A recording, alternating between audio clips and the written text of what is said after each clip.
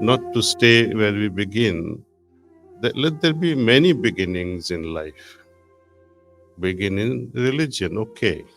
Worship whatever form you want to worship. They're like stencils. When we were children, we used to write with stencils, alphabets and numbers. But we don't go to college with stencils, packing it in our school bags, or people will laugh at us.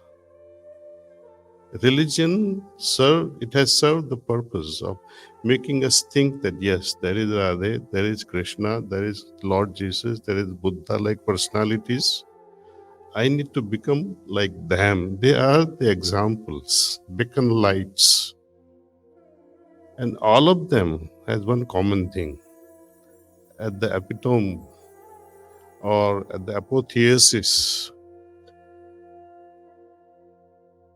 when they flowered completely at the pinnacle of their consciousness, you can call them as spiritual flowers. India, they call it lotus, fully bloomed lotus.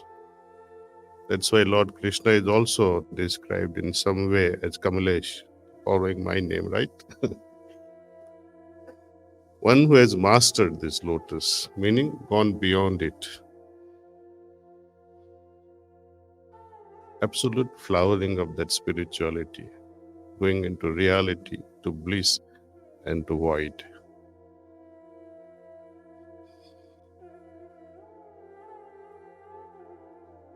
We should not get stuck. It's a continuous transcendence, a stage after stage after stage, and that only shows that spirituality is a path to infinity.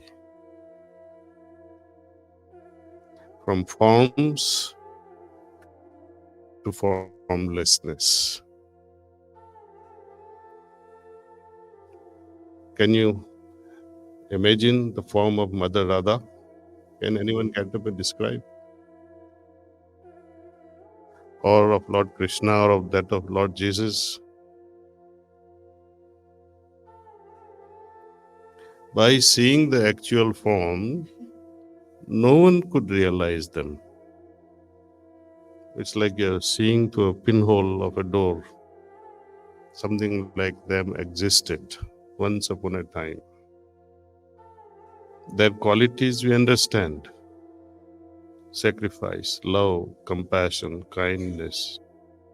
So if we really want to see them, I have to become them and look within that, yes, now I have become them.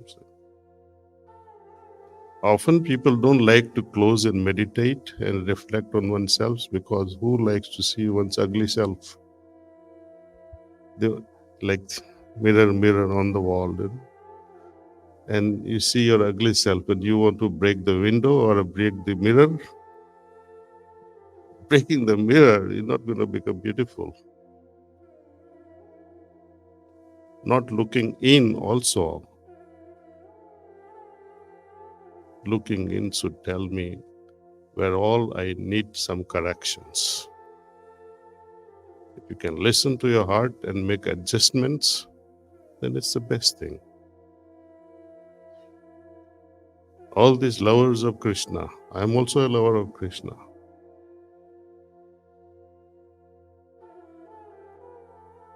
Imagine Lord Krishna is with you for 1 week. You will say, ये कब जाएगा साला? कुछ करने ही नहीं देता है मुझे. ये मत कर, ये मत कर, ये मत कर, ये मत कर. अभी करेगा क्या मैं? जाओ भाई, तुम जाओ यहाँ से. है ना? ऐसा होगा ना? Because we are all like Duryodanas today. We will tell Krishna, look, you are all right. I do believe you are right. I can't help myself. Janami dharmam nachame pravritti. Janami adharmam nachame nivritti. And that's all we are. Krishna's come and go. Rama's come and go. Many Jesus will come and go. We'll remain the way we are.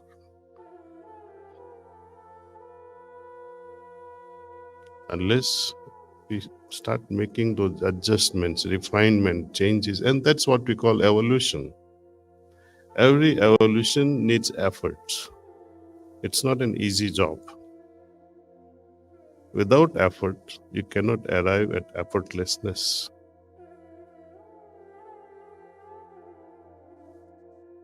Until everything becomes effortless, you cannot enjoy. Imagine you are driving and the first day of training remains all your life. Your father telling you, you idiot, you don't know how to brake a car, you are jerking the car, isn't it? You are going too fast. If that first day of memory remains all your life, driving a car will become pain. It must become effortless. And that effortlessness is the product of your all efforts. Meditation,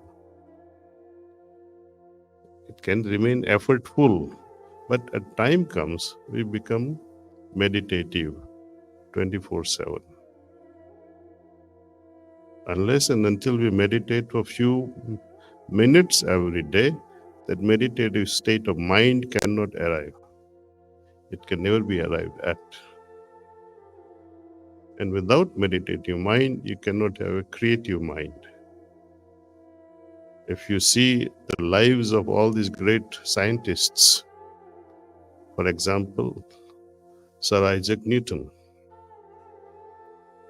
what was he doing when he realized the principle of gravitation? He was relaxing under the apple tree. Relaxing here is important. See? Apple fell and he said, why didn't it go up? Question arose in him, and there was gravitation.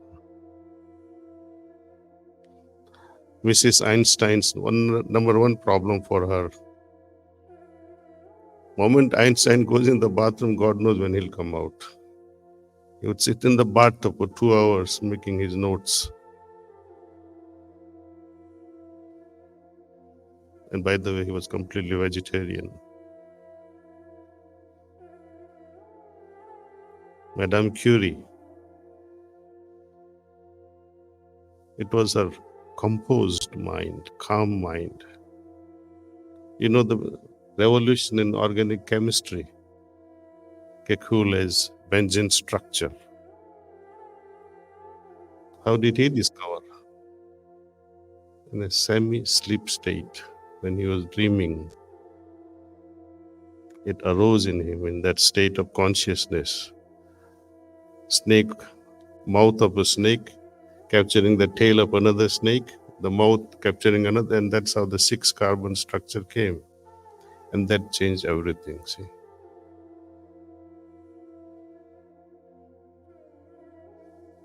Most of our decisions, if you are meditating, can come just like that. Just, the difficulties also arising, what to do next. It's because it's a child's play. For example, what career should I pursue after my graduation? What sort of a job should I take? Should I do a job? Should I do a business? All these answers can come very crystal clear once you meditate. Even things like whom to marry. These are all crazy decisions, right? Where you pull your hair. Is this way of life good for me or this way of life good for me? You will always be in tune with nature when you are following the heart. You can never do anything against nature at that moment. So, meditation, arriving at that calm mind, to a creative mind, to a discerning mind. Discerning mind tells you what to do, what not to do, especially what not to do. Life can be beautiful, say. Forget God realization for a moment, or state of salvation or liberation. Let's not worry about it. Give it to God. Once I have done my job here correctly, I cannot do wrong there. And once my consciousness has arrived at certain level, after death also, My soul will go to that dimension only matching my soul's frequency. It cannot go anywhere else.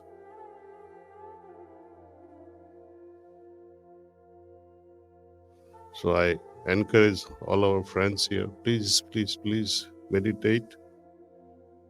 Start meditation if you have not started, and meditate intensely and rigorously like nobody ever did, passionately, full of passion. Thank you.